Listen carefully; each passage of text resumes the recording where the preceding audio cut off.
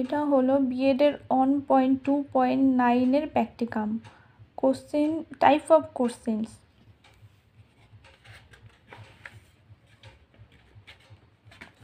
প্রথমে সূচিপত্র, তারপরে ভূমিকা, তারপরে প্রশ্নের ধরন,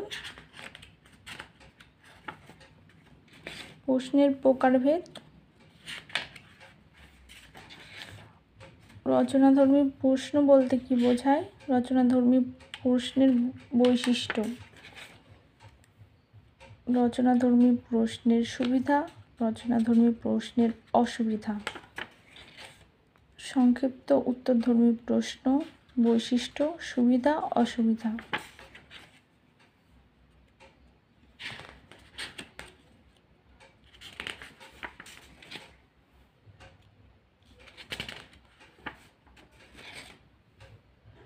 এই যে বিভিন্ন রকম প্রশ্নের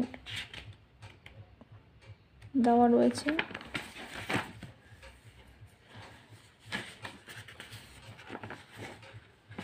এখানে আছে প্রশ্নকরণ। এখানে প্রশ্ন নিজের বিষয়ের উপরে বানিয়ে দেখাতে হবে। জ্ঞানমূলক, বোধমূলক, দক্ষতামূলক, প্রয়োগমূলক।